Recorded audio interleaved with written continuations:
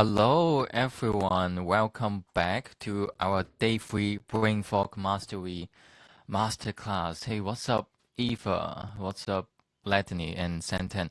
Welcome back. So for today, we are diving back in our final part of, hey, how do we rebalance and reconnect our brain after we find some help we would need to about your help about your brain to get rid of your brain fog, no matter if you're ADHD, brain fog, dizziness, unsteadiness, this is all coming through our brain. So let's jump right into the material today because we still have a lot to cover. So let's have a really quick review about what is about the brain fog. So as we mentioned in day 1, anyone remember day 1? So brain fog is one of the most common things we are having right now. It's a brain fog crisis. Everyone seems like it's just like ADHD. Everyone having brain fog. And brain fog can be something normal, but can be something dangerous if you are still in your 30, 40, or 50. Because the numbers showing us is people about 45 years old, 10% of them will have brain fog. Just like in our Zoom room right now, 1 out of 10 people here will have brain fog.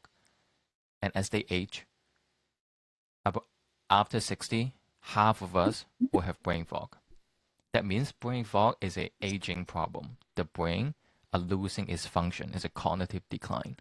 But if you are having brain fog in 40, 30, 50, then something is happening not ideally in your brain right now, and it's a warning sign telling you you have to take action. What?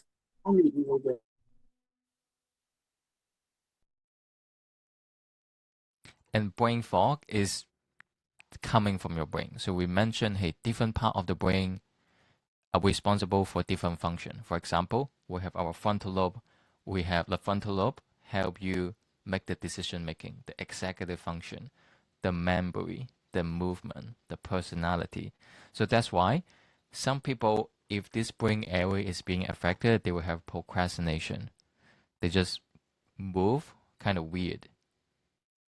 They want to move, but they cannot move as smooth. The executive function, the thinking also being affected as well. And as for the parietal lobe, we mentioned it. What is it? Anyone can tell me? The parietal lobe is the Google map of your entire body. It tells you, hey, where's my hand, where's my feet, where's my face. So if this brain area is off, people often feel disconnected about themselves because they literally lose their brain, don't know where is the body. So that's where the disconnection feelings is coming from. And since you don't know where is your body part, some people will feel clumsiness. When they try to drink the water, maybe they will drip or maybe they will pour to their body. But this not happen every time. It's only happen once for a while, telling you, hey, maybe something is going on. And also people with derealization, depersonalization disorder sometimes is being affected as well. But the most important brain area we are focusing in this 3 days is the foundational part of the brain, the cerebellum and the brainstem, because those are the foundation part of your entire nervous system. It's like your building. Your building, if you want your building to build to like 100-story high, the foundation has to be strong. Otherwise, some people are really smart, they're really intelligent, but somehow there's a lot of things limiting them, like procrastination. They're not using their full potential because their foundational is not strong enough. When the foundation is not strong, nothing can build upon them. This is more obvious when they are teenage, maybe people that they're still 10, 5, 6 years old, but then when they go up older, a lot of things, symptoms can appear, and then that's what we call the ADHD people. It is not, it's something already happening a long time ago. So for this two part, why it is so important? Can anyone tell me why this cerebellum is so important? This small brain. Why this small brain is so important? This small brain, anyone remember how many percentage of the total brain cell is in this brain area? Is it a 50, 10%, 30%, this small brain?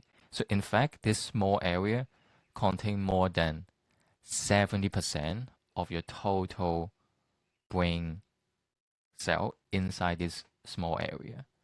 So even though that top brain only contains 30%, but 70% is in this brain area. And why is that? Because this brain area coordinate everything. If you look at the textbook or if you Google, most of the information is telling you, hey, it's only responsible for your balance, for your posture. Hey, are you going to get dizzy? Are you able to balance yourself? And in fact, in the past few decades, the newest research in neuroscience show that it coordinates everything. It coordinate your thought, your thinking, your hormone, your energy level, the blood flow to the brain. And also, every part of the brain has to be coordinated by this small brain. So that's why it has 70% of the brain cell volume here.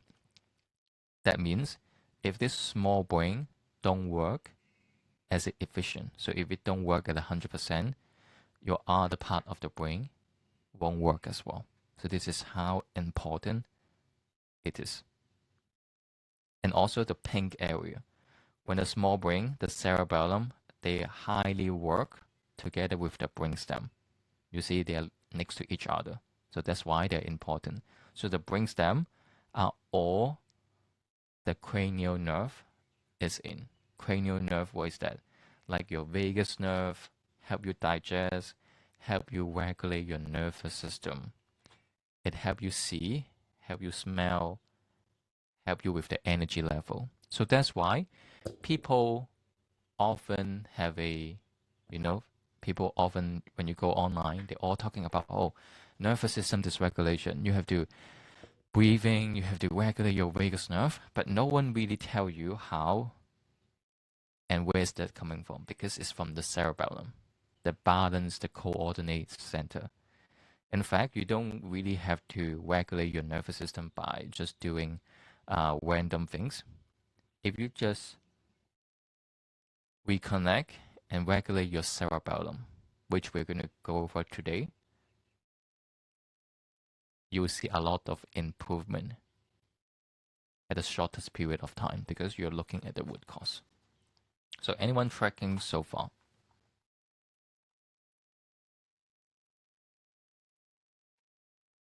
And good morning to the people who is watching live on Facebook. Okay. So someone asked, can brain fog because of stress? Absolutely. Oh, yesterday, if you follow me on Facebook or Instagram, I just upload a video talking about stress. Stress, what they find out is because stress, your brain perceive as dangerous. Your brain only is something like black and white. It's either in stress, in dangers, or in recovery. But because we are all wired to survival, so we have a really high chance to prompt to shift to the stress and survival mode. And when our brain are in a survival mode, the cerebellum and the brainstem would shut down and slow down a little bit and redirect all the resources only to the most primitive function, like the foundational part of the brain. So it shut down the frontal lobe, the parietal lobe, shut down a lot of things at your higher cortex, the higher brain. So that's why people are under stress, their executive function is not good. That means they freak out really easily. Like you drop a pen, they freak out or they blink a lot. Their personality change. When you talk something that you didn't mean that way, they would get tilted. So this is all because the stress force the foundational part of the brain take all the energy and it shut down your higher brain. So that's why remember brain fog is a decrease of brain function. So when the brain shut down, that's the brain fog. So that's why stress, aging, or the cerebellum, the foundation being dysregulated, is all causing brain fog. So brain fog is meaning something actually happening deeper, screaming you for help.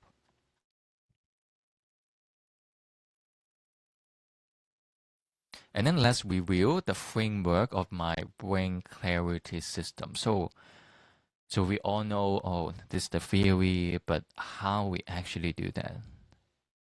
Most people just keeping telling you the problem, but never show you the solutions. But I'm going to tell you right now, and I'm not going to gatekeeping. So my framework consists of 3 steps. So the first step, anyone remember what's that? We have to assess everything. Always start with an assessment. We have to know, we have to do some diagnostic to know where is the issue. Otherwise, you just randomly shooting things on the sky. This is not going to hit anything.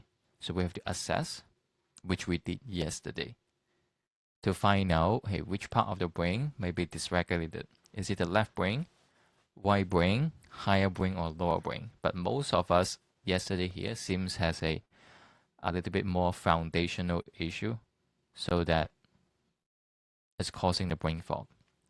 And then the second step, the second part, is we have to activate the brain to reconnect and allow the brain to regulate itself again. So that's the first 2 parts we have been covered. And then the last part is accelerate. Accelerate means because your brain changed so quick. By just doing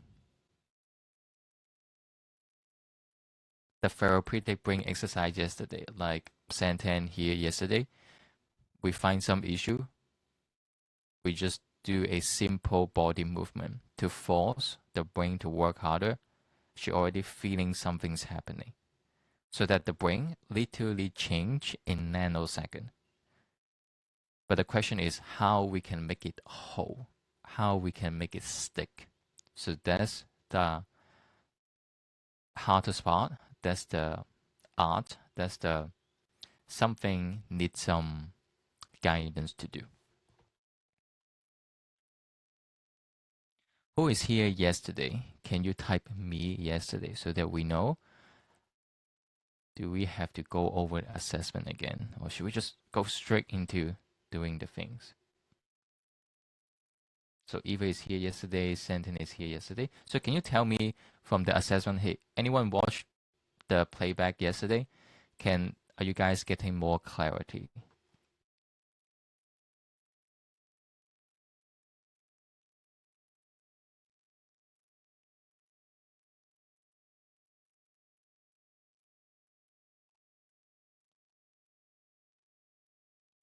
So let's go over just really briefly about yesterday. So for example, about the score calculation, usually this is the part that get confused the most. So we do 5 testing yesterday. We check the balance, we check the finger tapping, we check the coordination. So let's say the concept is really simple. For example, if you using your right hand, this is my right hand, if my finger cannot move or hesitate when I doing this motion, that actually means, so if you look at the chart here, if my right hand, let's say this is my finger, is not moving well, that means somewhere along, because it's controlled by the left brain, so somewhere in between the left brain all the way to the finger, the neural pathway is disconnected and not connected that well, so that your brain cannot control your finger tapping. So that's how the doctor can tell people, oh, are they having Parkinson? Are they having like some sort of neurological disorder? But just how you move your finger in a certain way. So most of the time, we don't really need the brain scan, which only show a beautiful pictures of your brain. So this is the first test we do yesterday. And then the second test we do is it's called the rapid alternate movement. We put both hands up together and we go flip ups and down, ups and down.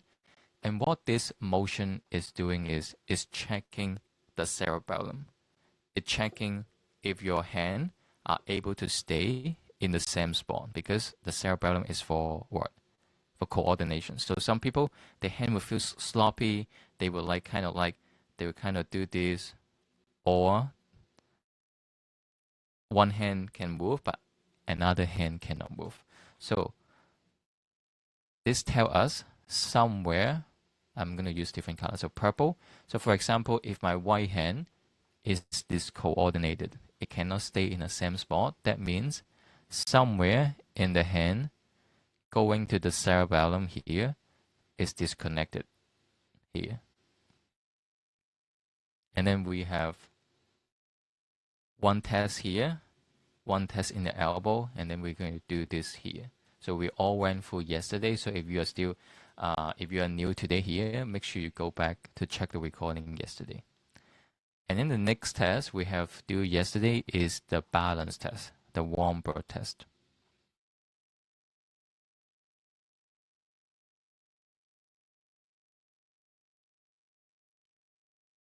The balance test, okay? So do you remember, let me show.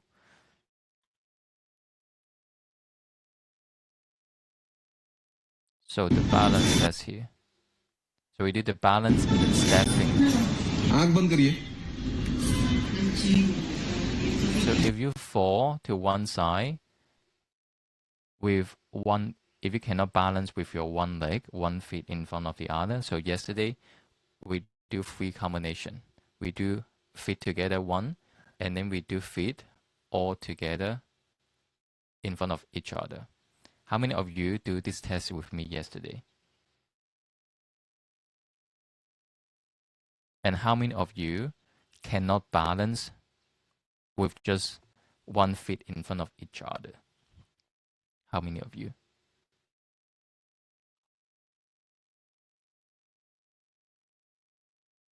So if you can, for those who cannot balance with just 1 feet in front of the other, or you cannot balance with just 1 feet standing, it's telling us the cerebellum is not working, because the cerebellum is what? Is for the balance. So that means if you cannot balance, let's say, and you fall to the right side, most of the time, the right cerebellum, also right cerebellum, is not coordinating your feet, your hand, and then on the other side as well. And this research comes up a few years ago, and this is quite shocking. They found out that people who cannot stand with their leg and then cannot balance for at least 10 seconds, their risk of dying in the next 10 years is going to be doubled. Isn't that shocking? The reasons why they're going to die in the next 10 years, not only they're not able to balance and fall and hit maybe their head, their hip, but because also of what is reflecting about the brain. If your cerebellum is not working, what will happen? Other part of the brain don't work as well. So that's why people cannot balance. So you can observe people on the street or look at your friend. Just do the testing we did yesterday, just as a game. Hey, I learned these new tricks and let's try it together. And then you will find out people often have a poor balance. They often have a poor cognition. They usually, oh, I forget things, brain fog, sleeping issue. They're all having all sort of health problem because not the balance reflecting the entire brain could be affected as well. So My takeaway is if you cannot balance by doing the test yesterday or when you watch the video, that means you have to take action. Otherwise, something might be happening. So take action before it's too late. And then the last test is the Fukuda step. So this is a marching test. What we did is we march in place like this gentleman, hand and feet all together. So this is a one demonstration. So when you do it, you want to leave your feet all the way at 90 degrees and hand also moving together as well. So a positive, some people will be shocked because when they open and close their eye, they will find that their body would turn a little bit to other direction. I have seen some client is really exaggerated. They will be here at the corner of the room, but then they will walk, and then almost walking out to the room, but their eye is closed.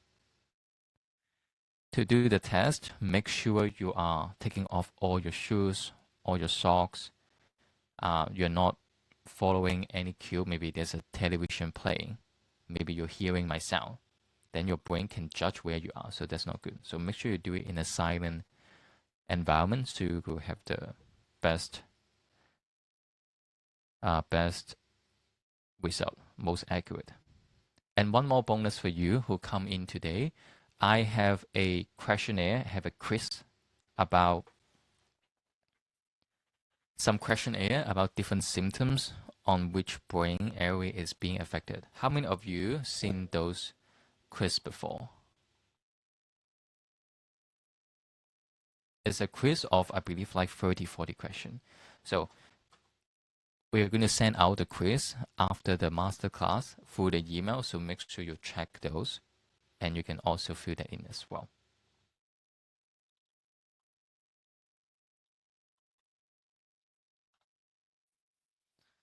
Okay, so let's move forward. So once we find out, hey, which brain area is being affected. So let's go back to the chart here.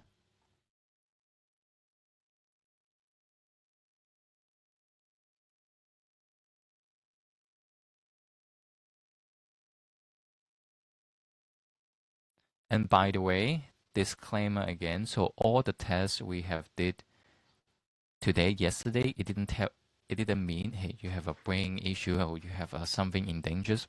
All of them is a functional test. It's telling you how good your brain is working right now. So it didn't mean, oh, you have a brain tumor, you have bleeding. No.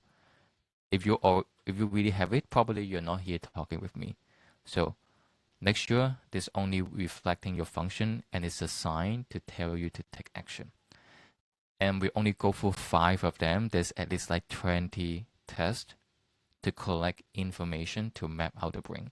Every test, we're collecting information only. And then at the end, you will be able to map out how's your brain is doing. Is it the left brain imbalance, right brain, or higher brain and lower brain?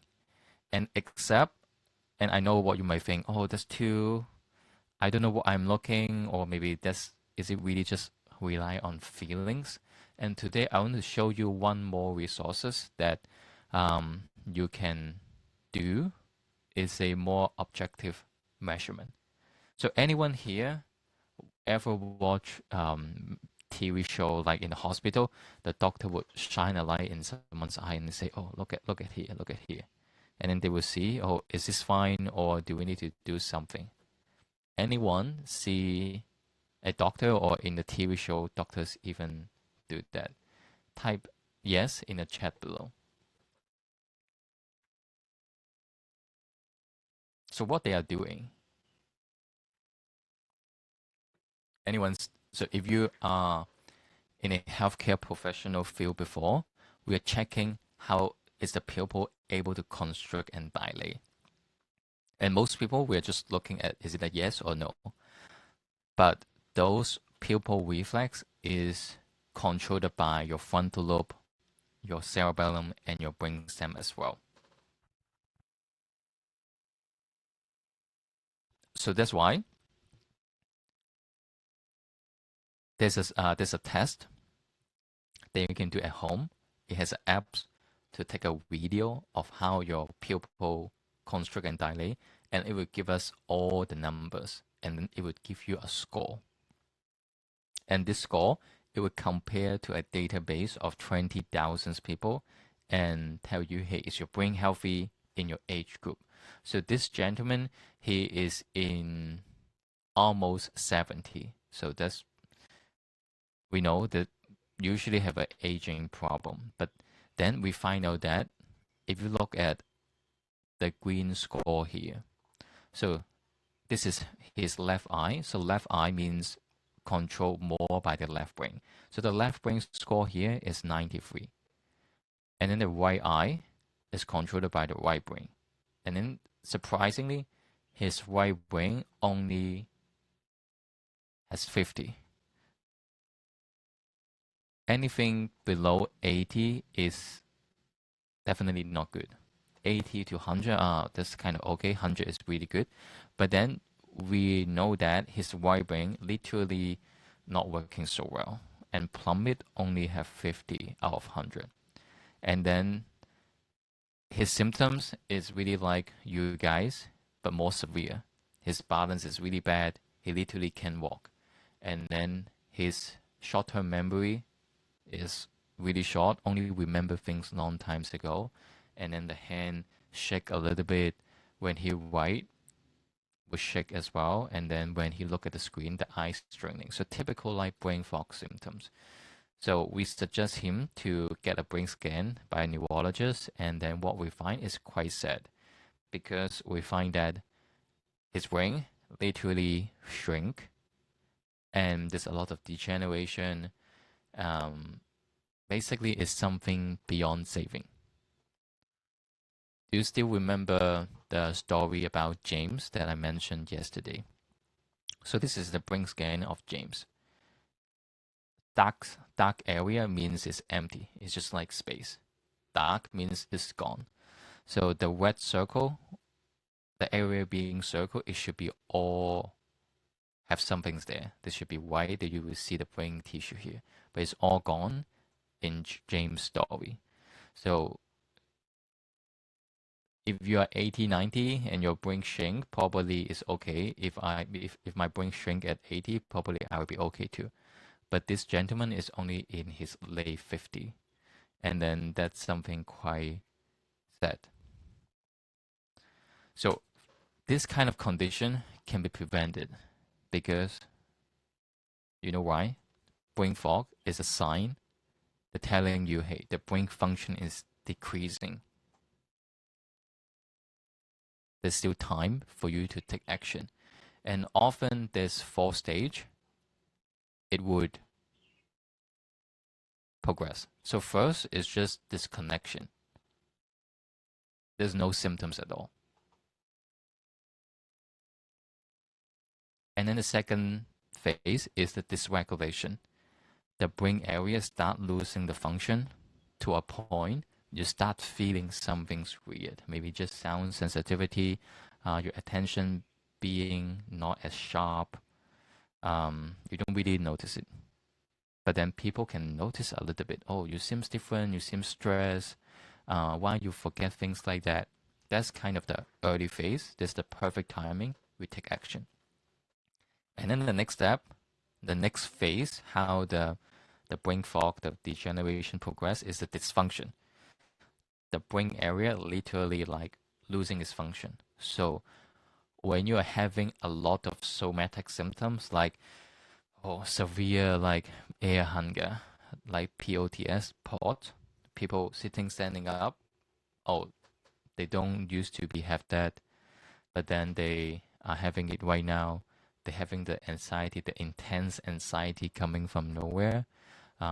Their hands start shaking, and when they do the balance, they cannot balance at all. So that's a dysfunction. So that's telling you, hey, it is really, really a warning sign for you. And then the next stage would be the degeneration. Just like James, I show you. The damage is irreversible.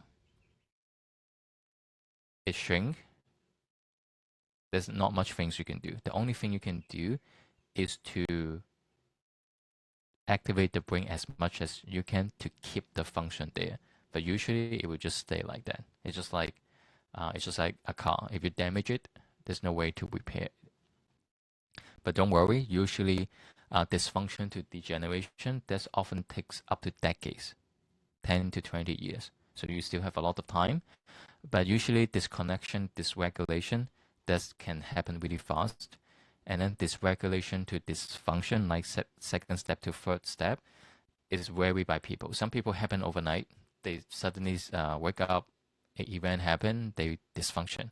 Some people takes a long time. So you can gauge where you at right now.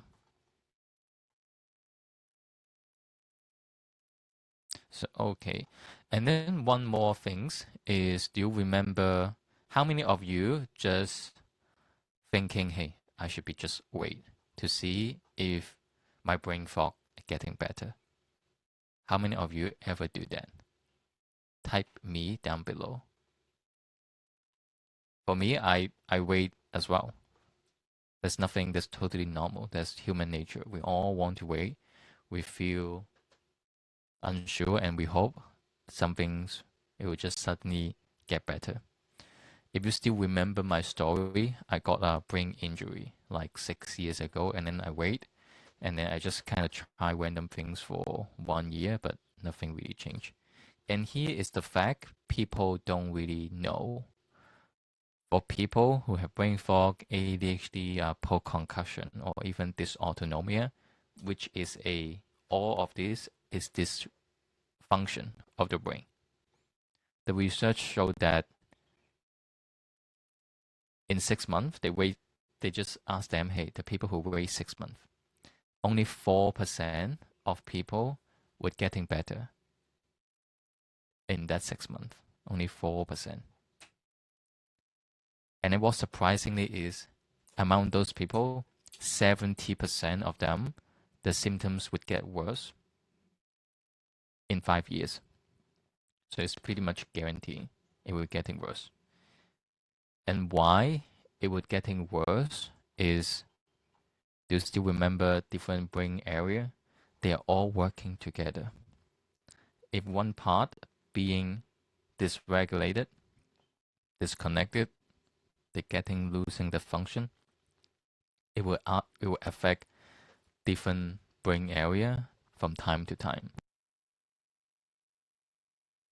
So that's why some people would have new symptoms come up every once a while, every few months or maybe every year, and new symptoms come up. Maybe right now you're only having dizziness, and then the next one, oh, suddenly forget things. Maybe the next one you will have air hunger, the eye straining, because everything is connected.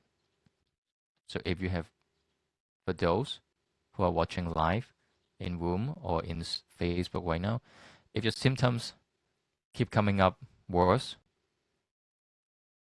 extra symptoms come up as well, that's obviously telling you the condition only getting worse, rather than getting better or staying still.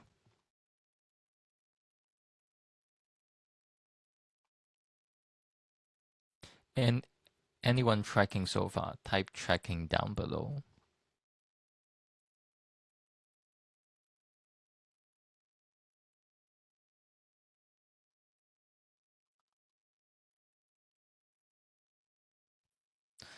Let's check the Facebook audience right here. Okay, yes, okay, cool. How do I get the email? Okay, so if you sign up, so make sure you sign up for the master. So if you sign up the masterclass, you would get a email reply to get everything. So if you're not, just DM us masterclass, and then we would, after you do that, you would get the email as well. Or if not, you can always come back to my social media to get it as well.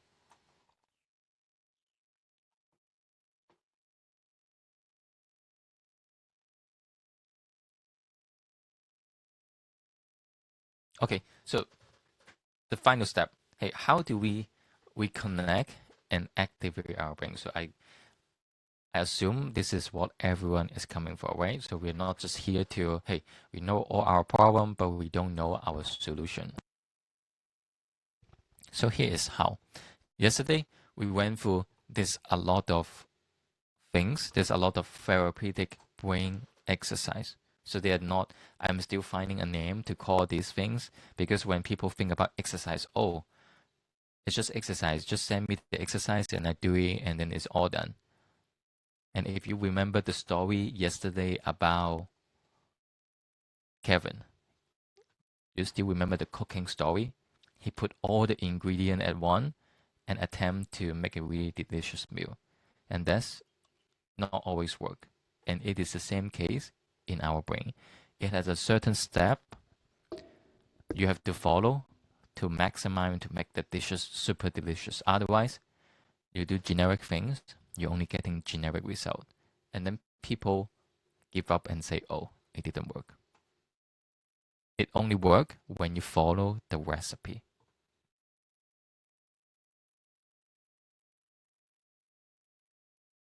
And before we do anything, so this most asked the question is, how do I know the things I'm doing is going to work for me? Can anyone brainstorm here? Can you type it in the chat? How do we know if the things I'm doing, maybe not just my exercise, not my therapeutic exercise, or the things you're doing right now, how do you think or how do you know it's working for you or not? So Eva, oh, tracking, okay. By tracking, okay. Yeah, Eva said yes, by tracking. So how do we track if it is actually working? In clinic, the doctor track it for you because we can see and we know what's working or not. But for you, you're just by yourself or by your friend. So here is the things I found that is commonly and most useful for people. And it is also by tracking. But tracking, we have to write down the goal and symptoms that you're having right now. So right now, I want everyone grab up a piece of paper. Grab a piece of paper out. And then I want you to write down the symptoms you're having right now. Write down 3 symptoms and then 3 goals you want to achieve. So for example, hey, I have brain fog. But brain fog is really vague, right? So how about, so if you have brain fog, how is that causing you? So everyone follow me. How is that causing you? For example, the brain fog causing you to zone out in the meeting or causing you to forget things, or maybe it's giving you anxiety. So you want to write down how is that causing you.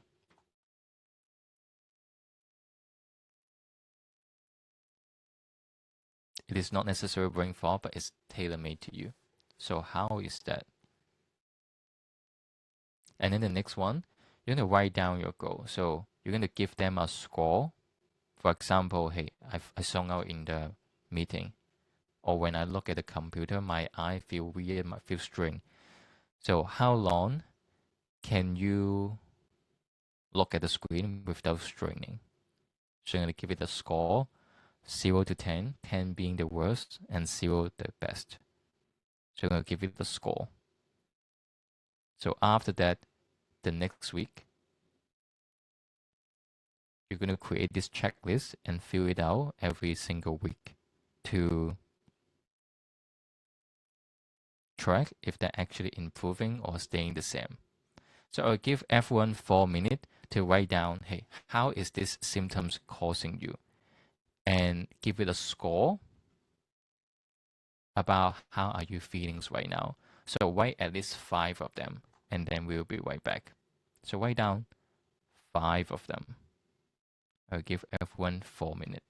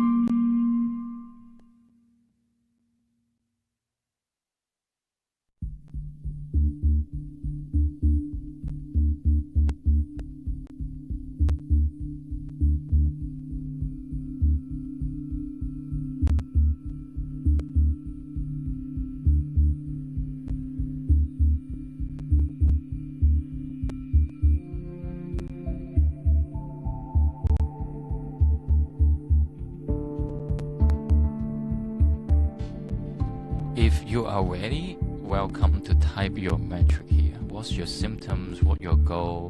What's your score here? So we can give some feedback here.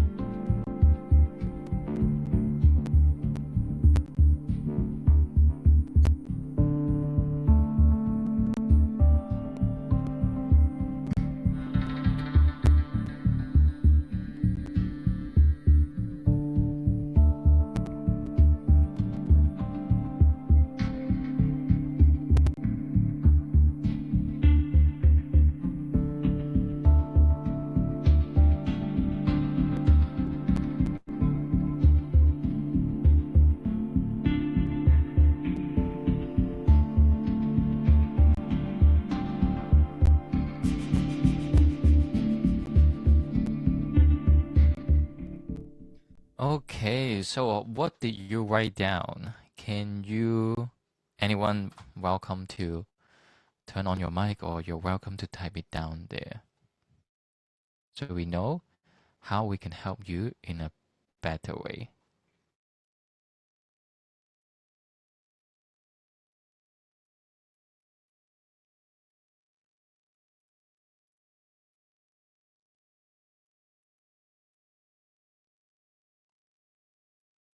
Let's see, let me type something here.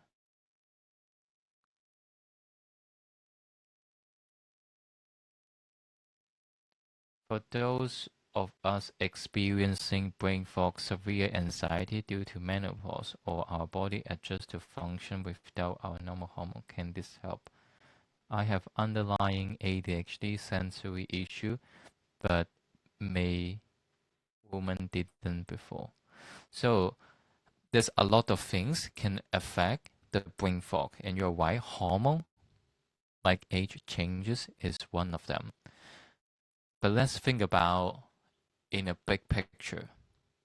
If we think about, hey, the brain fog is because of anything causing the brain not working as a whole. So we're talking about a resources and distribution factor or issue. So that means it's how resilient your body and your nervous system is right now. Even for brain fog, menopause, or no matter what kind of what kind of health issue you are having right now, it's never ever caused by one single issue. So everything add up small pieces, and when it's adding up enough, you finally feel it and take action. So everything we are doing to improve our health, our condition, is not like necessarily laser focus about those things. We are about how do we regulate and optimize the body, the brain as a whole. So when the brain functions normally again, the symptoms get better. So we're not treating, we're not curing anything. We optimize everything to allow the body and the nervous system to do what something is supposed to do. Because we are, yes, for the brain fog, it might be normal as aging. But if you're having it before 60, that means something is already add up a little bit. And if you want to ask a question, or if you want to turn on your mic, that's welcome as well. Do anyone have a question so far? Hello there. Good morning from me. I'm living Hey, in the morning. UK, so I waited too long to speak to you, Doctor. Nice to meet you. Last 3 years during my pregnancy, I experienced slight dizziness, something behind my eyes. I've seen lots of specialists here in the UK as well as abroad, where I'm from Cyprus. They all said everything what I'm saying is anxiety, because nobody able to understand what's happening. So I've been living last 3 years with this dizziness when it was getting worse. Sometimes it was getting better with the changes of weather and everything. Until like this November, I start feeling like I've been a bit forgetful. And then I decided to go and see the GPs for that one. they put me on HRT, as I mentioned earlier as well. It gave me immense anxiety. Whilst being on the anxiety attack, I've been experiencing that I can't focus anymore. My reading got reading incorrectly, speaking like saying words incorrectly now. I'm not fast as I used to be. I'm like struggling. My eyes are killing me, like behind the eyes. When I want to focus on something, it's like my eyes are like dropping into the one spot. Yeah, I just want to have a little clarity what may be. I've been so worried that I'm having something serious. And obviously, doctors, I'm going from one specialist to another specialist, and I can't seem to find a way out of this situation, and it worries me. And I've got 2 little kids to look after. I have lost literally myself completely. Thank you. And thank you for sharing. And how do you say your name? Is it Katerina? How do You you say can call me Katrina. Ekaterina is Katrina? yeah, Katrina, yeah, or Kat, Katrina, okay. K-A-T. Yeah. Okay, thanks for Katrina sharing her condition. So this is not like specific for you. Like, of course, we cannot like diagnose or like giving any things here. But usually for what I see in people that is close or having menopause, because hormone is affecting the brain, the body so much. Yeah. It's never a one things causing by the it's not like one thing suddenly happen. So you mentioned something like, oh, the menopause happened, one symptoms come up, hey, something behind the eye feel weird, and then the next step, and then the brain fog, the thinking, the eye is a slowly progressing. So that's quite common. If you still remember the brain area I show. So often people, when people feel the eye is moving weird or something behind the eye, is often related to the how able our brainstem and cerebellum are working together. Let me see. Give me 1 second here. Yeah. Obviously, dizziness is out of roof. Not to mention, every time when I want to look left, right, I can see like causing dizziness as well. My eyes is too Yes. much going on. Yes. Anyone remember the eye tracking test? That's testing Yeah. how well the brainstem, the cerebellum are working together. Most of the time, Actually, it because worked very well, that one. I didn't have any issues. I was absolutely fine. But yet, if I look like something moving, I can just lose my balance. okay, so how about we do something different? So Katrina, would you be open to maybe turn on your Sure. camera so we can Of all do course. it together? Yes, of course. Yes, absolutely. You know how light is going to be Yeah, here just make because sure you're it's in a safe space. Okay. yes. And let's see. So are you on the phone? Can you go hands free? Yeah, I can do. Let me just because I've got headphones on, I'll try and put it somewhere that I can balance. Okay, I put it in. There you go. Okay. So okay, that's good. Okay. Can you put your left hand up like this? The left. Your left hand. So close and open for us. So can you open as big as you can? Yep. It's struggling. Okay. Really. So try to the other side. Yep. Is Open the right every one? time. Yeah. Every time open as big. So for Katrina, you can stop. So for everyone who is wondering what's going on, so we are checking hey, how quick the finger are able to move because that movement are controlled by the brain, right? So it seems like she can do it at the beginning, but if we ask her to do it in a specific way, so some people they do this, of course they can do that, but if they have to open as big as it can be, then they will be struggle because it really forcing the brain and work Yes. in a certain way. So we already Yeah. find him maybe something needs some help right there. Right. And then okay, and then can you put both hands up? Palms up, palms down, and do it as quick as you can. Do it as quick as you can. The one that. Yeah. Okay. Can you tuck your elbow at 90 degree and do it again? Can you see me? Yeah, I can see. Okay. So okay, you can stop. So for the people who is watching, the internet speed is kind of like blurry. But if you look really carefully, you can see when she moved the hand, the shadow on the left hand seems like would wobble a little bit. So for Katrina, which hand Yeah. do you feel like? So this is an easy trick. Just ask yourself, hey, which side do you feel harder to do or feel really awkward? Well, mainly I've been doing, I could feel more on a little bit of the left when I had them tucked. Okay. The Yeah, so left one. the left hand feels harder, feels slower. Yeah. Okay. Okay. Yeah. Can you do this as well for us? Mm-hmm. So I'm doing with the right to left. Yeah. Okay, try the other side. So the left to the right now. Yep.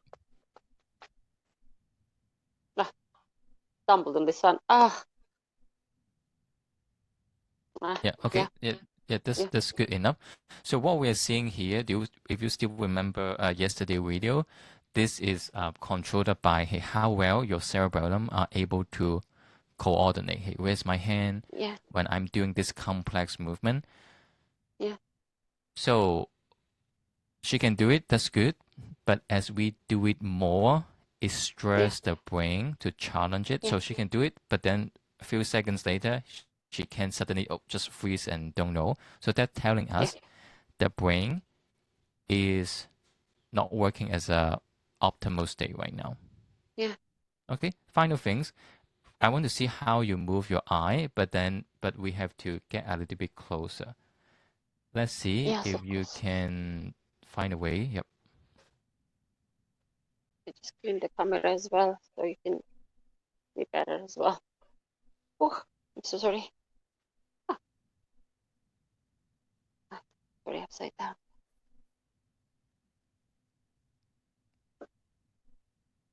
Right. Maybe in here. Yeah. Okay. Okay. Can you go slower? Can you go slower? Yep. Yeah.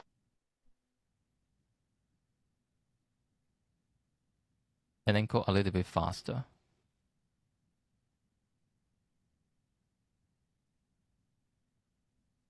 Okay. And then can you try the other hand for me?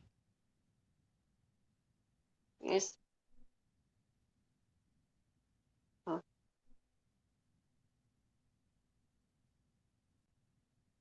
Get a little bit slower. So if anyone is watching, so it's really hard to see the eye because it's really far.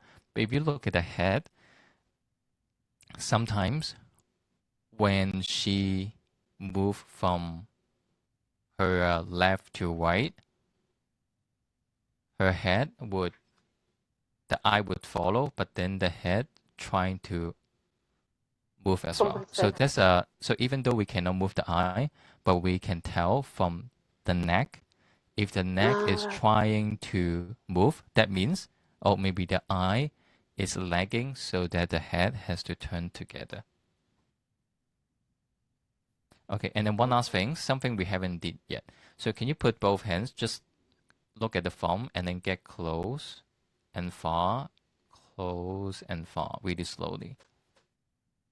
Both at the same time or one at a time? Just the right hand is good. Left and right. Okay. But do it really, really slow. Can you go all the way in? If you can put the phone a little bit closer, that will be better as well.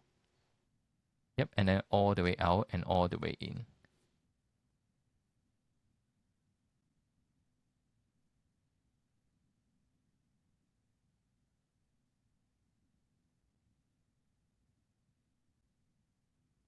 Okay, you can stop. So for this one, I don't really see anything for this one, so that's good.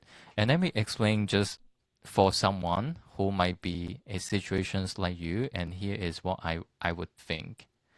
So let me explain in this chart here really quick so that, and then we can move on as well. So, okay, so let's see this one.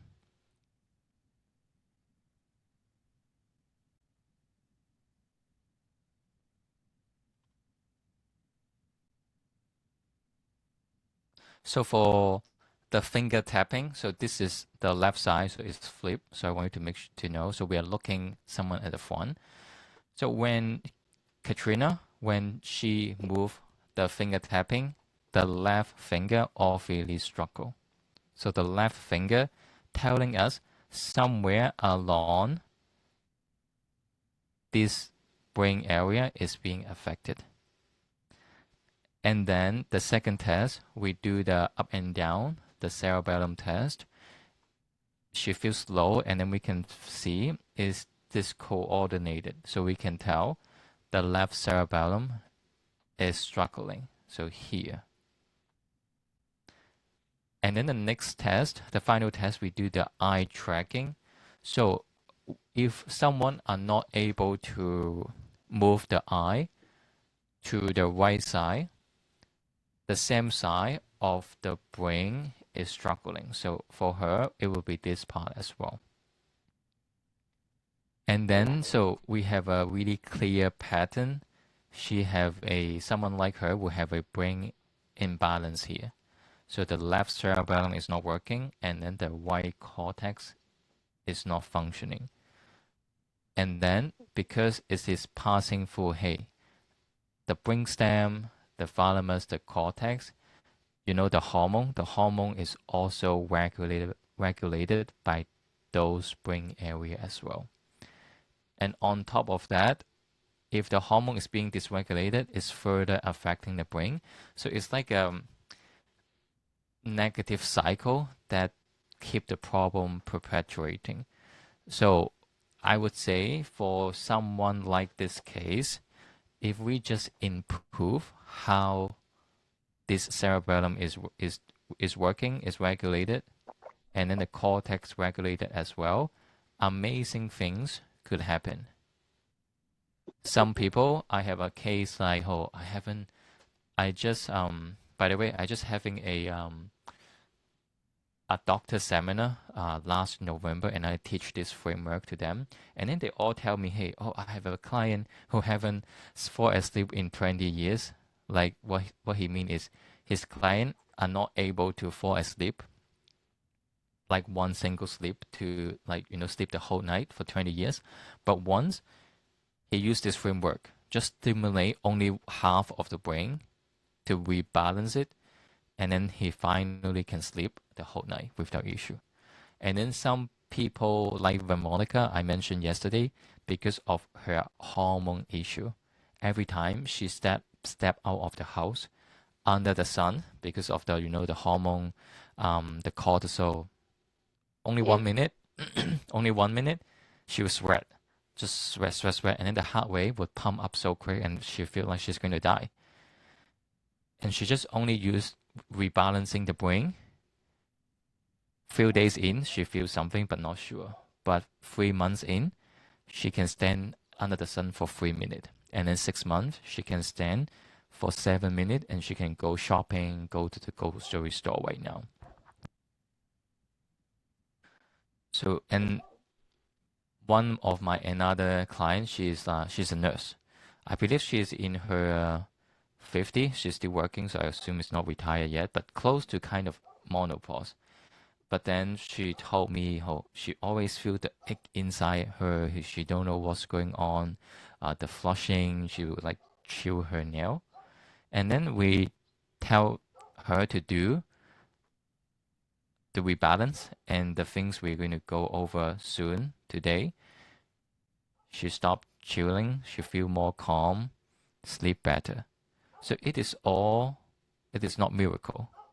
It is what a normal body supposed to do. So we are regulating it, and then we leave the rest to the body. So some people have a different effect, but I can tell you your situation can be improved, and the only question is how much it can improve, and how willing do you want to try? Oh yeah, very, very. I have been really struggling. I was always so fast. I could multitask. I could just hear people talking and I concentrating on something else, and suddenly I can't do any. I feel like I'm so slow. I can't shift to do things like simple things, like shaking, like the dizziness, the anxiety. I'm constant. I'm a quite stressful person as well myself. The cortisol constantly. I'm a warrior person, but if I have to fix something, I'm really good at it. I'm really determined to get my health back on track. I have been through cancer, so I'm just really scared for my health. And yeah. Yeah, no worry, Katrina. We can help you with that, and we will go over what's happened next after today.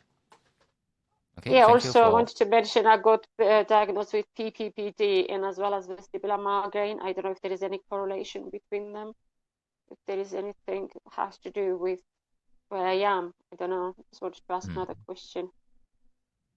Okay, don't worry, we'll go over your unique situations after today, and then we will talk about how. Thank you so Okay, very much. Thank you. yeah, thank you for Yes. sharing, Katrina. Okay, and then let's move forward. So write down 3 symptoms, right? Okay, so that's a fun session, right? So we do have some live demonstration. So you can tell by what we are looking is really subtle.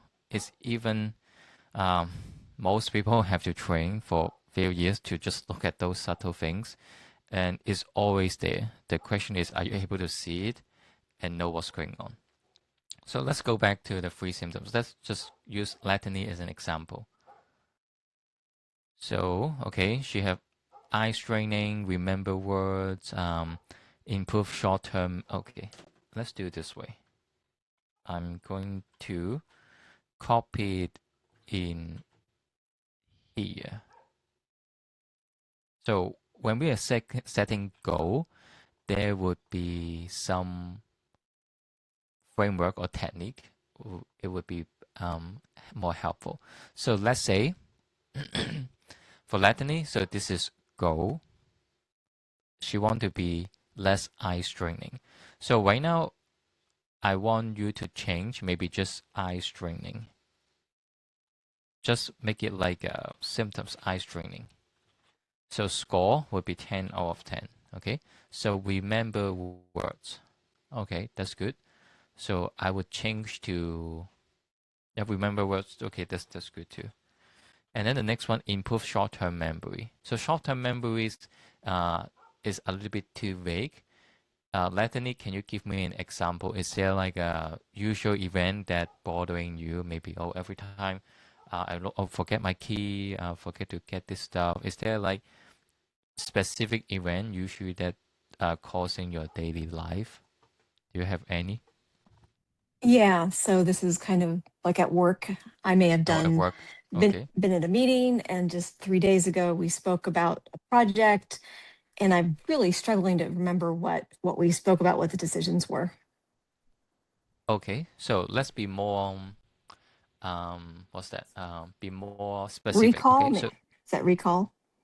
yeah, recalling, and then you tell me the decision they made in the meeting.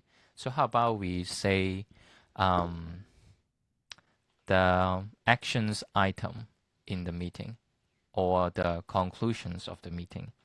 So just my suggestion. So I would write Mhm. remember the action action step or the summary of the meeting. Sure. That's good. Yeah.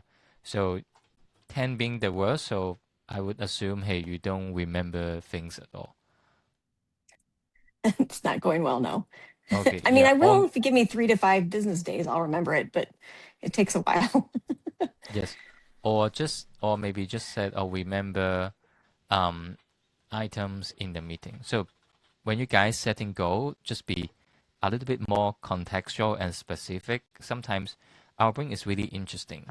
when we say things too vague, maybe remember words, it's too many information because it can mean maybe 10 different things. So that there's 10 different things would add a burden to your brain. So if you can be as specific as you can, then your brain would save energy and work better. So just focus on the meetings right now, Latini, rather than, oh, I have to remember things in the grocery, remember things in, in family. That's too many things. Just focus on one things right now.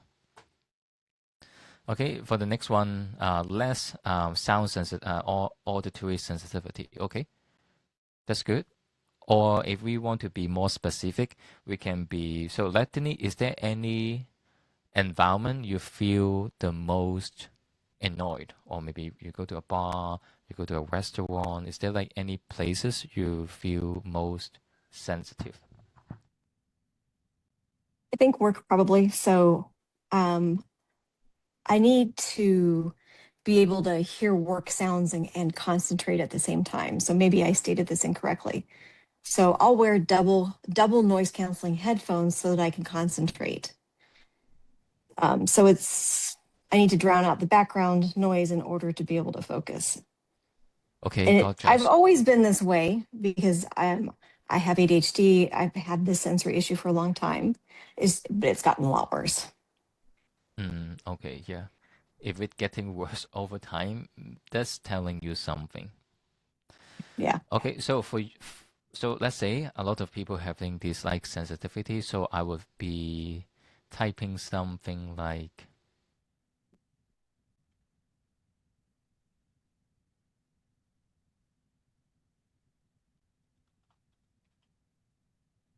Oh, I forgot that one. Light sensitivity. Maybe we could use that one instead. There's a long list.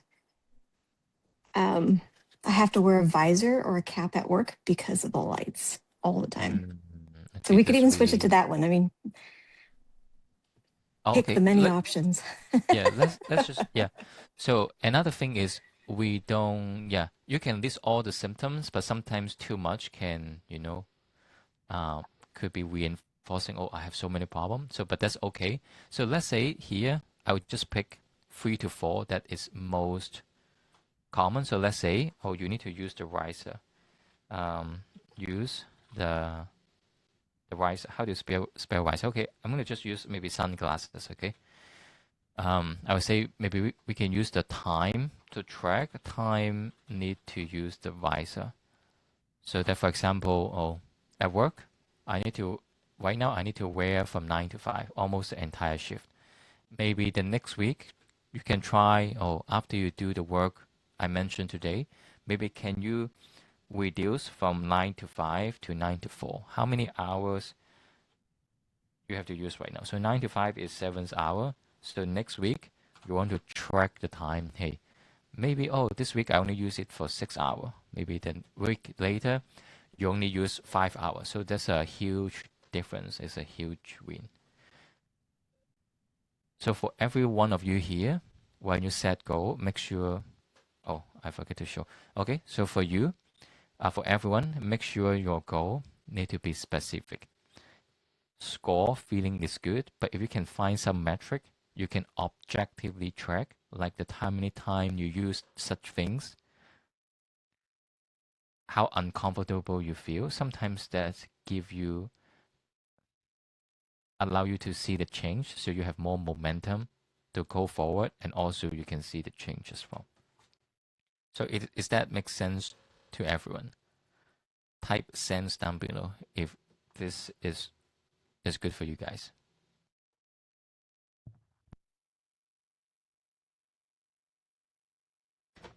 Okay, let's move on.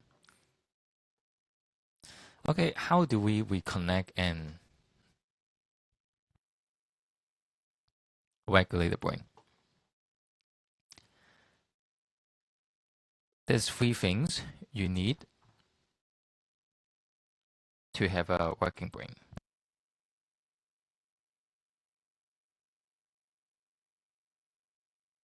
Your brain needs 3 things. The first one is fuel. It means energy. The second is oxygen. The last one is activation. So today we're going to go over 2 of them. The first one is feel. Feel is super easy to work on because there's a lot of equipment. There's a lot of supplement. As long as you can get those things, is guaranteed is fixed. There's not too many technical things involved. It just require some technology.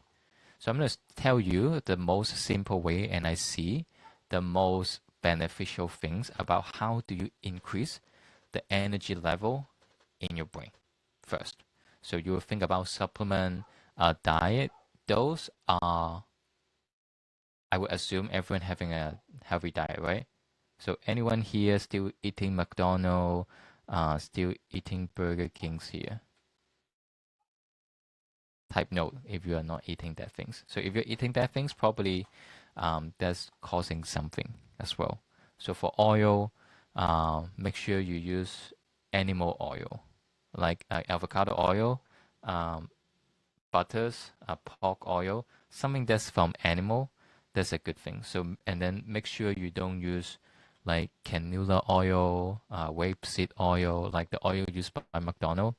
They used to fry stuff. Those things are not good because it would create, once they digest in a human body, they would cause a lot of inflammation and slow down the fuel production in the brain. So simple things you can do today: stop eating McDonald's, cutting sugar, change all the oil to either avocado oil, good quality olive oil, or just animal oil. This is the things you can literally do today. And one things you can do to increase fuel is to, there's one thing really good. It's called the MCT oil. The MCT oil. MCT oil. MCT oil stands for medium chain triglyceride. So it's a fancy term. Our brain use a lot of oil as a fuel. If you look at my brain behind, all the brain cells, they are covering by fat. If there's no fat, the membrane broke down, and then that's where the degeneration comes. So make sure first things, MCT oil. You can get it on Google, Amazon, but usually that's expensive. Cost maybe $100-200 per bottle. But there's a simple alternative is coconut oil. Coconut oil is all MCT. So you can just go to Costco, Walmart, or I'm not sure what grocery you got. Just go to get coconut oil. Get the low melting point coconut oil. Like when you go to the store, if you see the coconut oil is already melting, that's the things you want. Just take a teaspoon 2 to 3 times a day. Every time you take it, notice you'll feel more energized. You'll feel, oh, something light up, because your brain are able to use those MCT oil directly to create more fuel. So this is something everyone can do just today. Oh, not today, maybe it's at night right now. Like, do it tomorrow, and you will see some difference. And except for eating, there is something called the photobiomodulation. So this is by far we see has the most breakthrough for people who have chronic illness. Because in our brain, there's something called the mitochondria. How many of you heard the word mitochondria? Type M in the chat if you ever heard this term. Okay, that's pretty common this day. Everyone is talking mitochondria. So what this mitochondria do is the powerhouse of not just your brain, but for your entire body. Imagine for a plant, when you put under the sun, it would grow, right? When you're under the sun, they will produce sugar. They will grow. So this is called photosynthesis. In human body, we have a mechanism like that, but we cannot use sunlight. We can use a certain specific spectrum of light. Usually it's red light, green light, or blue light. They find out that when you use those laser therapy, in your brain, like on top of your brain, you shine into your brain or different part of your body, that light would energize those mitochondria and produce more ATP, which is energy for your brain to work. And the mitochondria is the powerhouse of where it is produced. So when you shine to the brain, it allows the mitochondria to create more ATP. So you speed up those processes to create more. This is really useful for people that has post-COVID viral infection, ADHD, or just general who want to improve the brain health. But it's really, really helpful for people that the symptoms suddenly start after COVID, because the COVID tend to attack those areas and block them so that they don't have enough energy. So slow down. It's just like you're making money. You used to make $10,000 per month, but right now it's being blocked. You can only make $5,000. So when your monies get little, the quality of life get worse. So it's the same things as the ATP. If the ATPs go down, the brain don't work. They don't have the money to work. And for this application, it's all about technology. So it really depends on how well those manufacturers make those things. And then the common brand, common type that I found is this brand. It's called the Advan. And then the second is called the White Light. You can find a lot of maybe 100, 200 brand on Amazon, but the quality do vary the most. And what people found that it's not just about the light. Let me see if I have one here. It's not in my desk right now. Okay, so what they find is it's not just about the frequency of the light, but also how quick those light is flashing and pulsing. And when they pulse on the brain and the area we need to stimulate, what they find out is, even though when we are just shining at the front part of the brain, the frontal lobe, that give people the procrastination, the ADHD, the brain fog, they found that even though you only shine it at the front part, and if you still remember, all the brain is connected. So when you shine it to the front, it would further stimulate different part of the brain. And vice versa. If we shine it to the cerebellum, it will further coordinate different other part of the brain. So that's why the people that we use this type of technology, they often has the shortest period of recovery. Like I have seen people that see change in just a week, 2 weeks, but without this, it can take maybe 3 months, 6 months. But everyone can heal. It just depends on how well and how fast you want to change. So when they use it, they find out, ATP getting more, the inflammation slow down, the neuron death slow down, and then there's a lot of bad waste, the protein causing Alzheimer, Parkinson also slow down and gone as well. So basically, it's help you clear the waste in your brain. Also, they would protect the brain cell, increase the mitochondrial function, and also most of the time, if you search this technology, it's more about the pain, because the pain is related to the inflammation. So it is not only slowing down the pain, but also increase the energy so that the brain fog, the brain function can reconnect again. So it also helps with the synaptic connection. Do you still remember the video that I showed you yesterday? The brain cell can literally reconnect. Let's watch this video one more time.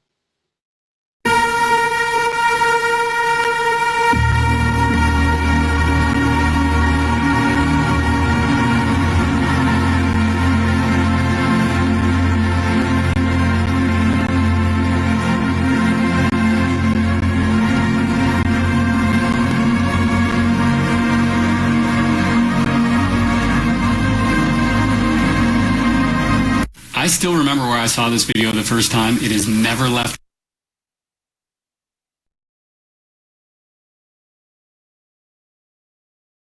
Dr. Pang, you're on mute. Oh, thanks for reminding. So this is what happened when you do the right things. You give the brain cell energy. You activate the brain cell. They will automatically like connect back together. So this is how, when we're doing these things, your brain, physically, they're actually connecting together itself. So it's not about mindset. It's not about just thinking. It's literally physically changing the structure of the brain in the microscopic level.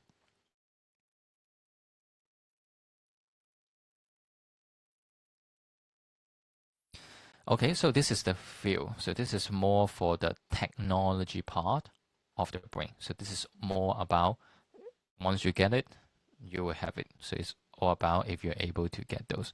But then the next part is the more technical part, is the activation. So activation. Activation means how you can turn on those brain cells to work together.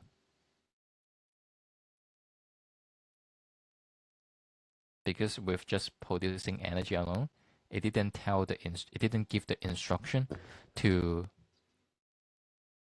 instruct how the brain rewire. So this all lead to the part about the activation. And can anyone guess how can we activate the brain?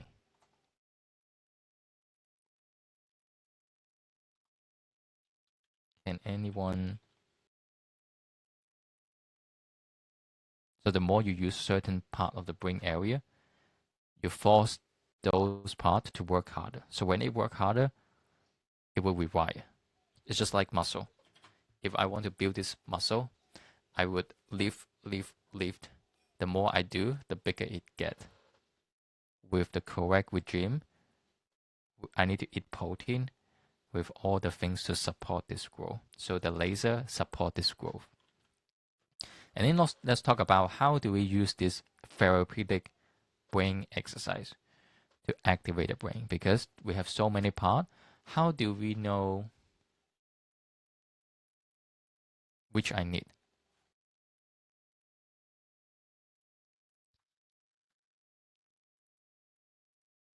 And let's use Katrina in his example. So we know that, let's bring her the diagram back up. So we know that everything from her left hand to the right brain is disconnected. So we know this pathway is where we have to work on. So that means if we do all of the exercise only to the left side of the body, it has a higher chance to stimulate the right brain. Anytime you're using the left side of your body, you are actively forcing the right brain to work harder. Anyone tracking?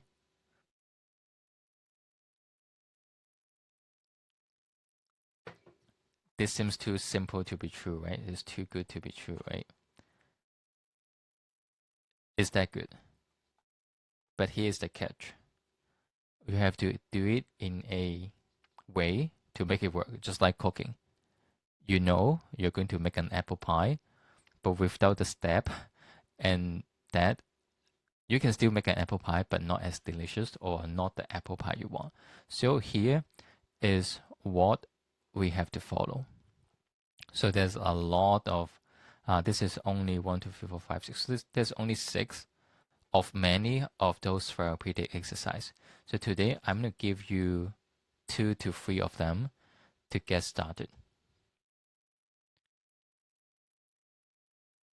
Before you do anything with me, I want you to know one thing, is when do you need to stop? Because everything we do is so specific. You're literally working out your brain. If you want to build your muscle, most people can only do 8 times.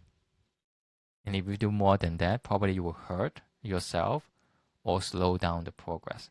And it is the same things in the brain. But when we're working out the brain, the symptoms is not obvious. If there's obvious, probably that's not good. It's already too much. So these are the few sign that is telling you you're doing too much. And I'm going to go through a few of them today. So first thing is when you do the exercise like we showed yesterday, the figure of 8, when you do it, some of you would feel your eyes getting dry, or maybe your eyes getting watery, or maybe some people feel dizzy or lightheaded. How many of you here actually do the figure of 8 yesterday? Type me down below. If you do the exercise, have you noticed, seems like, oh, the more you do, seems like I feel more dizzy, or I feel agitated, or I feel my eyes is drying, blinking, or I feel tired. How many of you feel like that? Type feel down below if you ever experience these symptoms. And I remember some of you guys yesterday told me by just doing the standing exercise, you already feel dizzy. Because when you're standing, when you're doing testing, you're also challenging your brain as well. Let's see how Facebook is doing.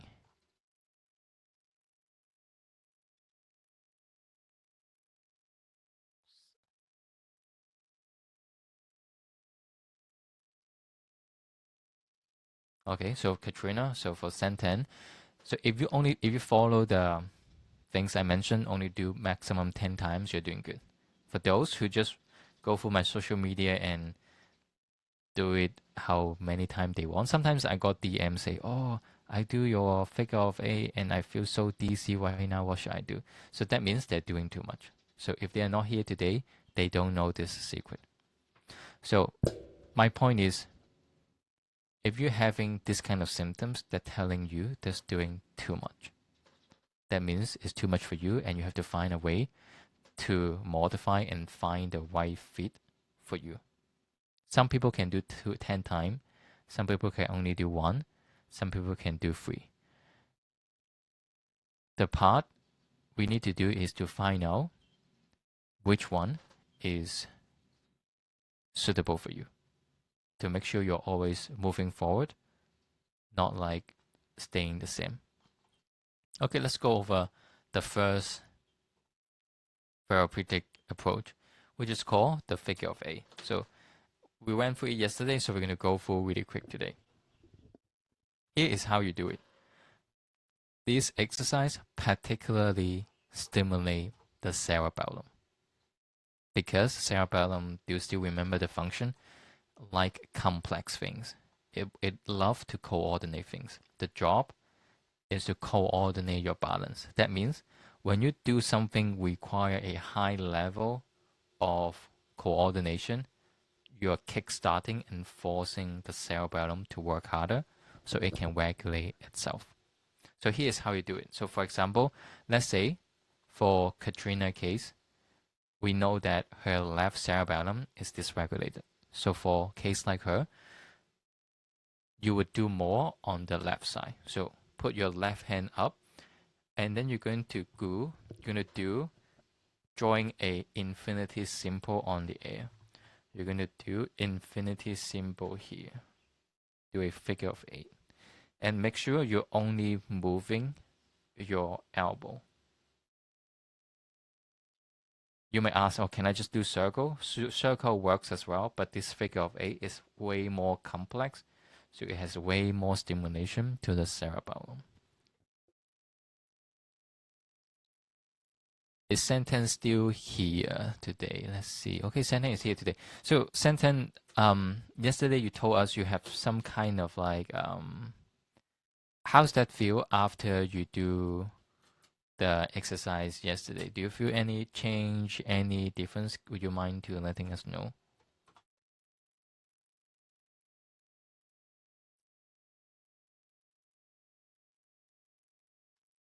And if you want, so everyone, you're welcome to turn on your camera so that we know if you're doing correct or not. Because it is not about what you do, but how you do it. Like for example, for Santan yesterday, it seems like he's doing that. But there's for example, when he do it, he seems like doing it. But when he moved down, his arm cannot move at all. There's a sign the cerebellum at that moment are struggling. So that's why we have to do this motion to stimulate the brain as well.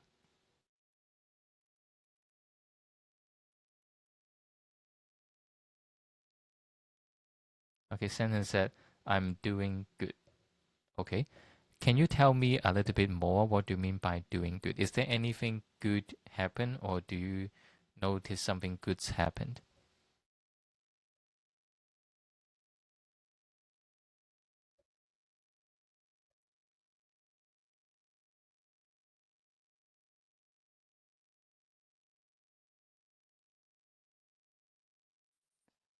And then for the complex movement.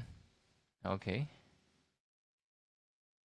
Okay, Santan said, oh, Santan, yesterday we do some track. Oh, so this is one of the tricks to track if this is actually doing anything. So when you rewire when you do this exercise and you're going to redo the testing. So yesterday, Santan, we do the figure of 8 and instantly his coordination is getting better. But right now, he said, oh, tapping is faster in the afternoon, but not right now. So that's the case. It's working. It's doing things. The only things the test is getting better is the brain start working again. But then sentence said, oh, it's not working right now. Of course, because just like muscle, you won't have a muscle if you just go to the gyms one time. So we have to do it in a consistent way, and also with the technology, it will become way faster. And for this figure of 8, that has a certain level. So first, you just use one hand, like the shoulder, and then you can use the elbow, you can use the hand, and then you can use your feet. You can be hand-feet together, alternating or disalternating. So there's a different combination to do that as well. And for Katrina, highly recommend you do that. And maybe you can come back next time or just email me and see how that goes for you. So anyone tracking so far? Today, may I just say something? Because I was in, may I speak? Yeah. Yeah. So it's because I was in yesterday. I watched your live all day today. And today I went to do my teeth, brush my teeth. I used my left hand to do that. In the right hand, I was drawing an 8 and then doing like a calf raising as well at the same time. So after a short while, I felt like my brain was like not coping with that amount. And listened to your advice, and I stopped. I said, okay, I'm not gonna push too much, so I'll start when it's already your body telling you like, I can't take it anymore. So my question is this kind of things the right to use or kind of mix match different variations? Would that help? Okay, so what I heard is Katrina follow the exercise, but then soon after, you feel the symptoms getting worse. Am I correct? Yeah, I felt like heaviness in the head. Yeah, like on the right hand side, or just like something my brain was not really tolerating that. Okay. Yeah, so that's the exact things I have mentioned before, but I haven't mentioned yesterday. So there's a rules you have to follow. You have to pay attention how's your body is telling you. Mm. For example, when you do it, you feel dizzy after 10 times, you feel dry eye, or maybe you use a instrument to measure. That means that's too much for you. Everyone, the limit is different. Some people can do everything at once. Some people will need to do 5 times, take a rest, maybe do it another day, and take some rest. So everyone, their regime is different. So the things you will need to find out is which work for you how many time you need. And one more thing is, if you still remember the fuel production, like we need fuel, oxygen, and activation. So most of the time, people that is a little bit more senior and also having like being in a menopause, their fuel production is being disrupted. So that's why, as long as they do a little bit physical activity, they cannot do it anymore because the energy was so low. So for your case, for someone like you, the first things you have to pay attention is the diet and also the ATP production. So I would say using the cold laser to increase the fuel in the brain will be important for you. Yeah, I would like to know more about that device, where to get it from. It would be lovely to know. Yeah, it's just like ATP, or how this thing works. It's just like money. You have to, let's say everyone have 10K. You need to go out to live a day. Someone would live through the day with ease, with a lot of luxury things, do whatever they want. But if your ATP, if your money is not enough yet, you only have 5K because for whatever reasons, you're not having enough energy, so that you can only do maybe 1 to 2 things. While others have the full budget, they will be able to do everything. It's the same things, the brain. It is about budget. But instead of saving, just cutting the budget, we have to find a way to increase the budget. We have to increase how much money we get so that the brain can do in a better way. Yeah, understood. Yeah, thank you. Clear enough. Okay, so let's go to the second method. Second method is called the VOR. We're going to use the eye movement. The eye movement to kickstart the brainstem. So our eye, yesterday we know, but how your eye is moving, we know which part of the brain is dysregulated. That means every time we move our eye, we're using certain part of the brain. For the photo, you can tell, hey, the eye connected to the cerebellum, the brainstem, and also your higher brain as well. So that depends on how you move your eye. You can actually forcing the cerebellum and then the brainstem to work again. But there's a lot of different type eye movement, and I'm going to give you one today. So that one is called the VOR. It's a fancy term, but you don't have to understand. So what it means is, everyone, if you want, turn on your camera because there's a lot of detail in it. So you're going to look at a target in front of you. So for example, I'm going to put my thumb in between my eye at eye level, straight up like this, or look at my camera here. You want to find something that is at your eye level at the center. What you have to do is, while you're looking at it, slowly turn your head, going to the left, going to the right, and going back to the center. And here is the tricks. You want to only turn to the side that the cerebellum is not working. So for Katrina, let's say her left cerebellum is not working that much. So she would only turn to the left hand only. For example, looking, only turn my head only, looking at it, turning to the left, and then come back. You want to do it really, really, really slow, so you don't want to do this. It's not like that. If you do that, guaranteed it's not going to work. So you want to do it slow and come back. And when you come back, I want you to pay attention. Is there a certain angle when you do it? You will notice someone, when they turn, their head would twitch, or they will hesitate and then turn again, or you feel the eye is skipping or less focusing. That's the angle you want to do more to force the cerebellum to work harder to allow your brain to regulate. So everyone do it. Let's see everyone here.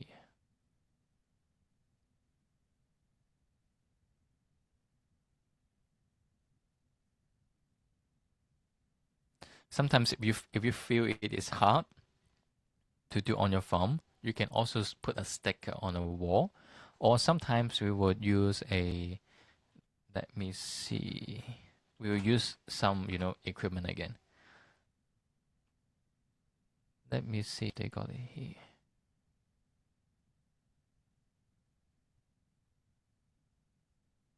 There's a tool called the motion guidance. What it is it is a pattern things. It's like a wallpaper. It's like a pattern wallpaper. You put it in the wall, and then you would use a laser guidance system to reteach your brain where is your head is turning. So like this. So what this do is a really low-tech equipment, but it's really important when in doing this exercise, because your brain to change, it need feedback. The feedback is how your brain are able to change. And let me give you an example. What do I mean by feedback? When I was in the, I believe it's grade 2 or grade 3, I think my handwriting is the most beautiful handwriting in the whole world. But one day, there's a girl sitting next to me, and I was looking at her writing the name, copying the, you know, the article, and I was like, holy, oh, her handwriting is even more beautiful than me. And at that time, I only realized my handwriting is ugly and have to change. I'm not having the most beautiful handwriting. So that when I see I have something to compare, I know I did something wrong and I need to change. And it is the same things for your brain. If your brain don't know there's a mistake, they will never able to change it, because we are so used to our own world and so used to what we think, what is normal. Not until you compare to other, your brain would not change. So doing this work, but using this motion guidance even work better. This one, you would put it's like a laser pointer on your head, and then this poster putting on the wall. And when you move your head, the laser dot actually, you're drawing a laser dot on the wall. So this line, a design, is a specific pattern for your brain to notice, oh, am I doing it right? How do I correct it? So this is the feedback giving the brain to make these therapeutic things even more effective. But I do have a lot of clients get result change by just doing this, but it's just a little bit slower, and there's something better that I want to show you. So any questions so far? So let's say Eva, if we train only one side and we risking cause more imbalance if we train too much. Oh, beautiful question. So this is more advanced question. So first things, she is asking, oh, if my right side is low, if we train too much, will we cause more imbalance? To answer that, that means the first step is you need to make sure your assessment is correct. You have to do it in the correct side, because if you do it on the other side, you're going to make the symptoms worse. So that's the first. And then the second thing is, that's the third part of the framework. We call it the accelerate. The third part, accelerate. We have to reassess over time, because your brain changes so quick. Usually, some people do it in 2 weeks, some people do it in a month. When they regulate, they become more balanced. In relatively, the other half would get dysregulated again. Or maybe they get balanced, but they still really low. The peak is here, they're really low. So that's why we have to reassess from time to time, every 2 to 4 weeks, so that we have to change the protocol. We have to change the size or use different strategy to make sure after they balance, they are keep improving. Hope they answer your question. And if you still remember my story from in day one, when I get brain injured, they rebalance my brain so I become better already. But then I want to know how well I can get so that I keep doing these things and I find out I didn't go back where I used to be. I become way better. So that's how I get graduate number 1 in the class and go to fly airplane after school, because I didn't stop there and I go even beyond that. So any things, question about the method or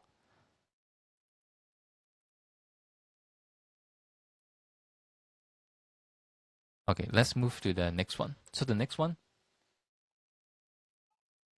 we're going to use sensation. Sensation. Can anyone, so everyone do this exercise. I want you to put your hand up. Either hand is fine. Put your hand up like this and then try to rub your face. Just try to pinch your face. Just kind of just move it, touch it. Is anyone able to feel you're touching yourself? Type feel down below if you can feel you're touching yourself.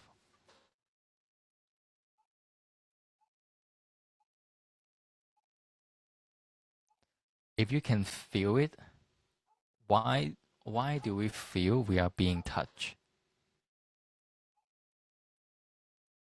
The only reasons why you feel you're being touched is because when you touch, the information going up to your brain, to the sensory cortex, the brain lights up so that you feel being touched. The feelings is happening inside your brain. That means when you touch your body, your brain is firing up. They're activating. Isn't that so simple? But something's feel off. It's that simple. When you touch yourself, you're activating your brain. But how do we use it in a better way is we can use different sensory part in your body. If you look at the chart here, the dot here, according to neurology, this dot here is the most powerful stimulation spot to your brain. The face, the pec muscle, the chest, the feet. When you put sensation, when you put vibration, when you put electrical, when you put the red light on here, it would have the strongest stimulation to the cerebellum and the brainstem. And then it further regulate your frontal lobe, your parietal lobe to improve your brain fog, the memory, the movement, the balance, and even the air hunger. It's all going through there first and then regulating the brain. So this method, it will require some tool or equipment. The most common things we use is called this Resimax. It's a vibration machine. So it just vibrates. So you can use anything that would vibrate, but make sure you don't use a massage gun. You can use, maybe you can use anything that vibrates, like a vibrator work, facial massager works, anything that can vibrate, and it would allow you to adjust the intensity works. But this one worked the best according from our clinical experiment, because what they found is this instrument, even though that vibrate, it has a specific frequency that is the most sensitive to the cerebellum. So when you use this, it would activate the cerebellum, the brainstem, in the highest efficiency in the shortest period of time. So that's why if you go to their website, it's called the Resimax. I'm going to send it out to the email So don't worry, it's called the Resimax. The Resimax, when you put it in a certain different brain area, it regulates the brain. So for example, let's use Katrina cases. So for her, because we want to regulate the left cerebellum, we will put the vibration more on the left side to activate those pathways. But how long do we need to use? Where do we need to use? That's case by case.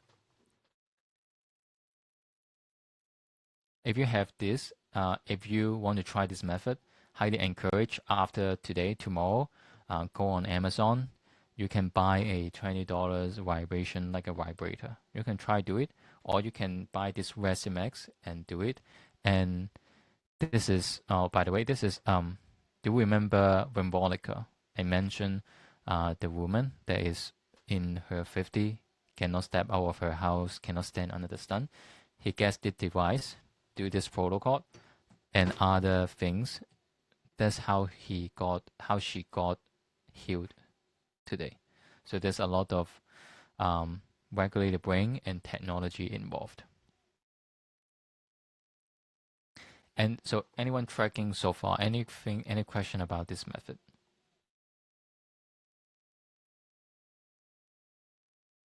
So Eva said, oh, do we only do it on the face or body? So that's really case by case. But in general, one more bonus for you guys, since you're still staying. We're almost, we still have a couple more things and we're done for today. So the closer to your head, the stronger the stimulation. So that, for example, when you put on the face or you feel dizzy after maybe only 30 seconds, that means that's too strong. So maybe you have to try, put it on the feet, put it on the hand to ease it up for the brain to handle that stimulation. Just like Latiny. Latiny has a lot of sensitivity, right? The reasons why the sensitivity is there is the brain are not strong enough yet.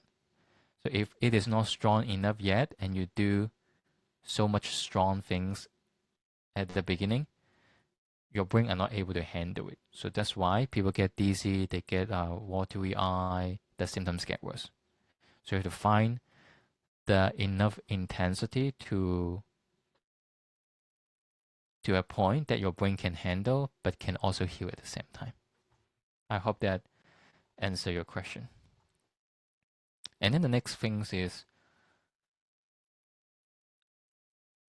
how.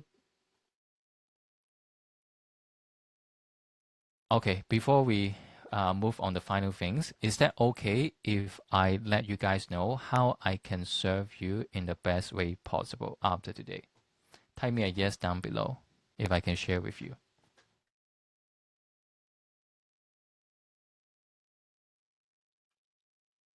Okay? So most people, so I know these things is amazing, so that's why I want you to share with you guys. But here is the truth that people are facing this day.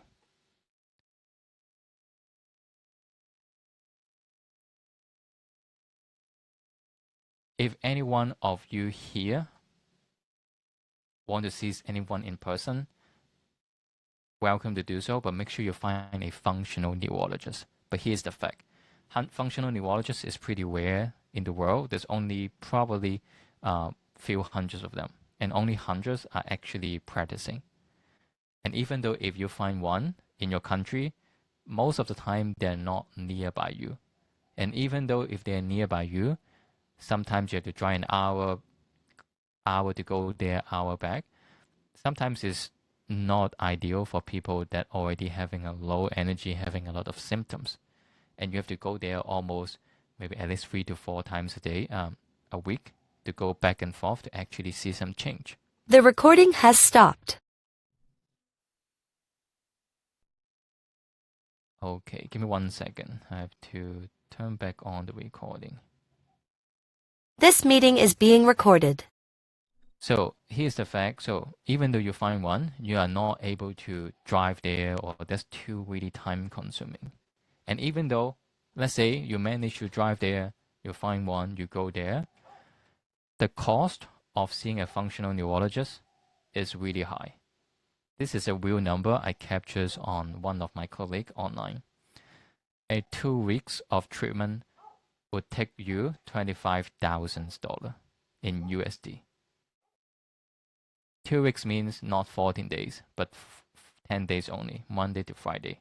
10 days takes 25,000. So this is not everyone it's not quite affordable for everyone. So that's why I want to be accessible for everyone here. So if you need help with me, if you feel like this is something you're looking for, we're going to drop a link in the chat.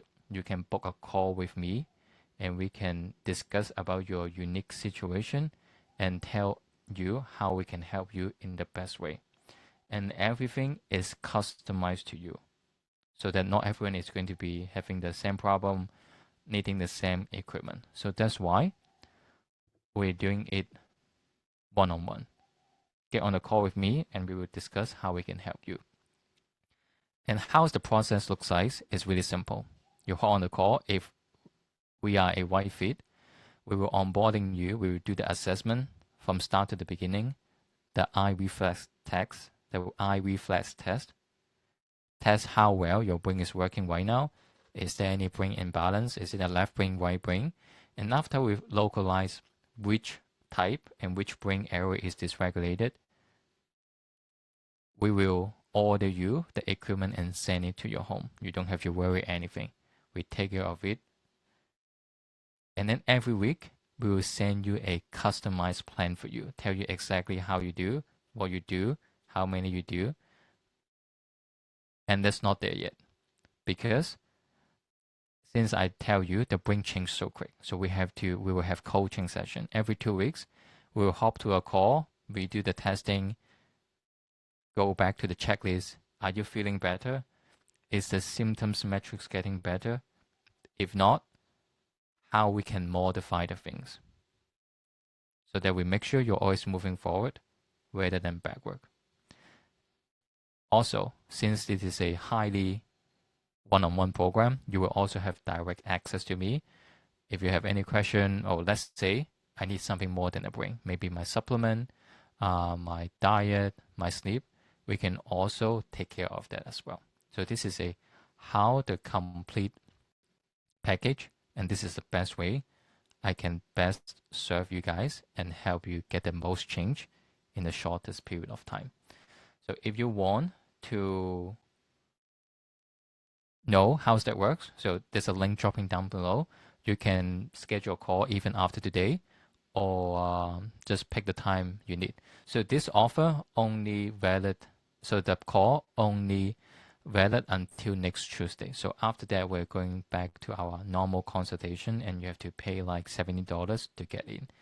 And if you make the booking today, we would also give you a quick action discount. There will be 1,000 USD off for the entire program as well. So that's it. So if you feel this is something you're looking for, please feel free to book a call with me or shoot us an email to see if there's not the right time for you. We can always arrange another time as well. Okay, so let's go back to the last part of our masterclass here. So most people would ask, hey, I do all this exercise, but I start feeling some change. It's just like maybe for Santan, for my client, they see result on the spot, but how we can make it stick? In neuroscience, to make the brain actually change, it only takes 5 days. 5 days to see a noticeable change, but 15 days of accumulated time to make it permanent. It's just like habit. If you want to learn, let's say if you want to learn Mandarin, if you learn one time, you remember something, your brain gets something. But to get a full sentence probably takes a month. And in order to allow the brain to use it as efficient as possible, you need a lot of repetition. So repetition is how many times and what is the combination you do those brain exercise. And there's one secret tricks I haven't shared with the previous masterclass, and I'm going to share with you. And this concept is called the neural stacking. It's the stacking method. The intensity of those stimulations matter. If the eye movements start working, if the complex movements start working, we can all find a way to do it all together at the same time so that your brain are forced to turn on harder. When you turn on harder, there's more stimulation, so it can rewire harder and more permanent. Just like this photo. For example, he's using the Resimax, stimulating the brain first, and then the second, she's using the laser therapy to increase ATP at the same time. So what's happening is when she is stimulating, she's also recharging it at the same time. It's just like the money printing hack. You keep using money, but you keep printing money at the same time. So the cycle never ends. So this is how you can speed up the things and have the shortest speed of change in the shortest period of time. It's just like cooking.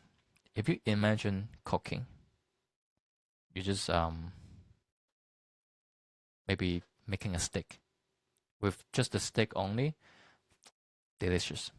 But if you add more salt on it, perfect.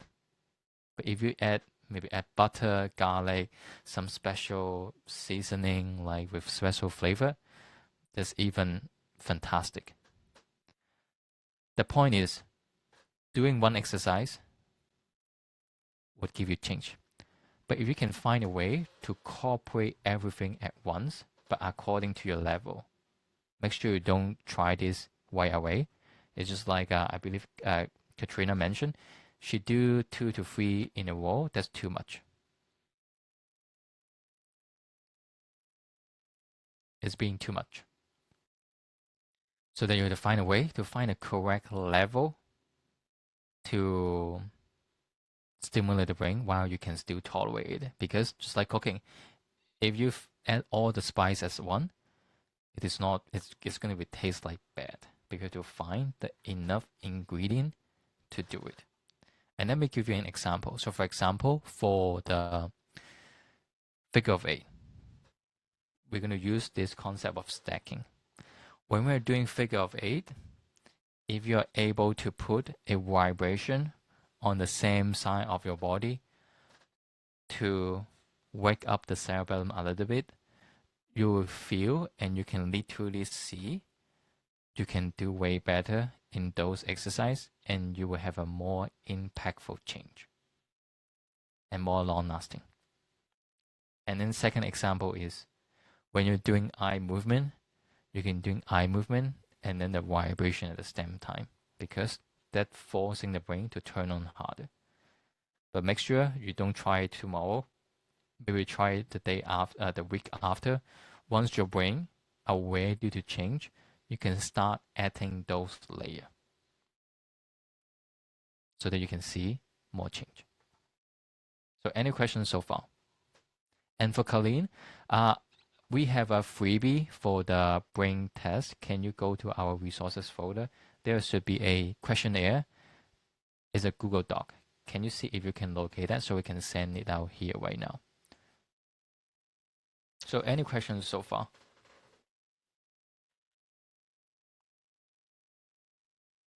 And let's see if we still have anything to go over today. So if you have any question, please welcome to drop in the chat.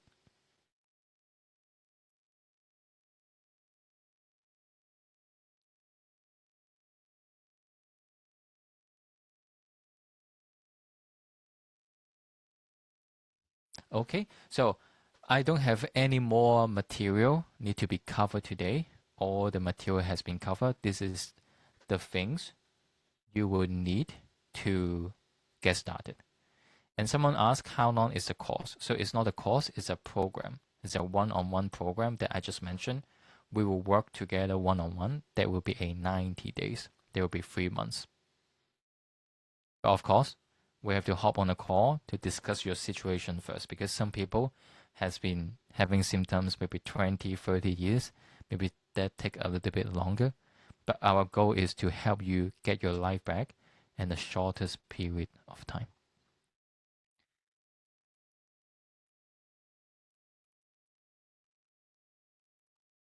Okay, so we haven't able to locate the quiz yet, but don't worry, we will send out the recording and also send out the quiz in the email as well. So thank you everyone for staying. We are having wonderful 3 days. Oh, stay safe, anyone, and make sure you reach out if you need help. Okay, well, see you everyone. Good night.